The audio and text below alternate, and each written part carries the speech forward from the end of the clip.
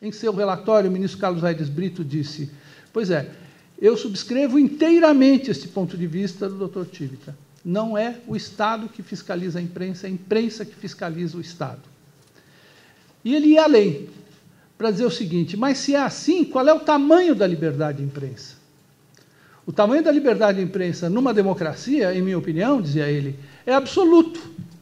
Ele é infinito. Se ele é infinito, como é que se dá o tamanho dessa liberdade? É pela autorregulação.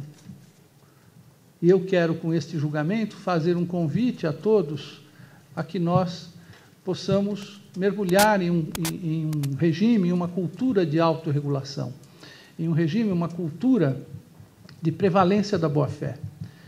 Bom, tem toda a história do Estado de São Paulo, que eu não pretendo que seja o centro da minha intervenção aqui.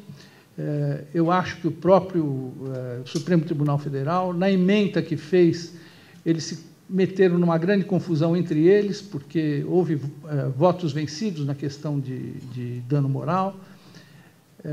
Há também os que acham que, se a ação, como o próprio Supremo achou, se a ação está no STJ do Estado do Maranhão, são eles que devem decidir, e, como cidadão, eu fico pensando, bom, se eles não decidem uma questão de mérito, a rigor, é um problema do Conselho Nacional de Justiça, é uma questão administrativa da justiça brasileira de fazer com que eles decidam, né? E, portanto, eu acho que isso aqui entra ancilharmente nessa reflexão. Mas o fato é que termos colocado energicamente nossas posições na Confecom, temos tido que refletir a respeito institucionalmente como setor, tendo tido que ir buscar apoios políticos para isso, tendo tido que articular a posição do setor empresarial na questão do julgamento no Supremo Tribunal Federal. Eu acho que isso tudo abriu um espaço para que nós fixemos e consolidemos essa cultura de autorregulação. O professor de Franco mencionou esse encontro da Costa Rica, que foi promovido pela CIP, um belíssimo encontro.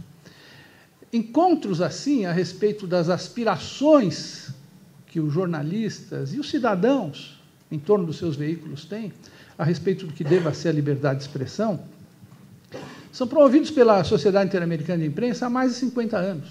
Por quê? Porque a instituição de um regime de autorregulação, de boa-fé, ele tem absolutamente tantas pequenas mudanças culturais que não é uma coisa que você resolva por decreto. Felizmente, isto não se resolve por decreto. Quer dizer, você estabelecer, e seria bom estabelecer, e em várias das nossas organizações já há códigos de ética, como na nossa, como na Globo, como na RBS, em tantas outras. Os códigos de ética, eles já prescrevem uma série de iniciativas que você não pode deixar de tomar. Ouvir as partes, assegurar o direito de defesa e por aí vamos, né? Agora, fixar a cultura da boa-fé é algo muito delicado e muito delongado no tempo. Nas nossas reuniões na Sociedade Interamericana de Imprensa, cerca de 2/3 do tempo, habitualmente, são tomados por workshops, onde nós discutimos questões do seguinte tipo: como é que se afere qualidade editorial? Como é? É tão bom do ponto de vista da qualidade editorial um material jornalístico que vem todo off the records quanto um que vem on the records? Uma acusação off the record tem o mesmo valor de uma acusação on the record?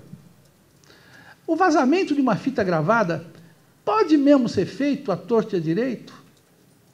Nós temos esqueletos dentro do nosso armário.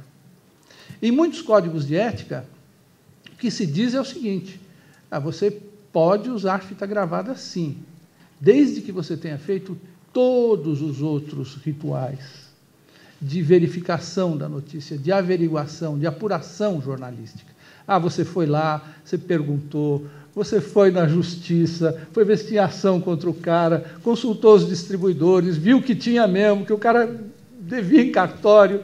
Você fez tudo.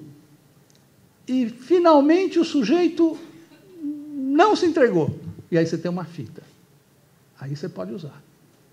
São coisas assim que estabelece uma espécie de uma hierarquia de condutas e que são comunicadas à audiência, ao público leitor, à cidadania, e que dão à cidadania a condição de escolher. Não, eu gosto, é aí onde eu acho que tem um cruzamento entre liberdade de imprensa e livre iniciativa. Eu gosto desse veículo porque ele tem tais compromissos de conduta. Então, eu continuo assinando, eu continuo comprando, eu continuo, sobretudo, acreditando nele. Eu não gosto desse outro, porque ele não tem tais e quais compromissos. Como a livre iniciativa também está inscrita como um princípio constitucional, eu acho que aí se dá essa convergência entre esses dois valores da democracia liberal, né?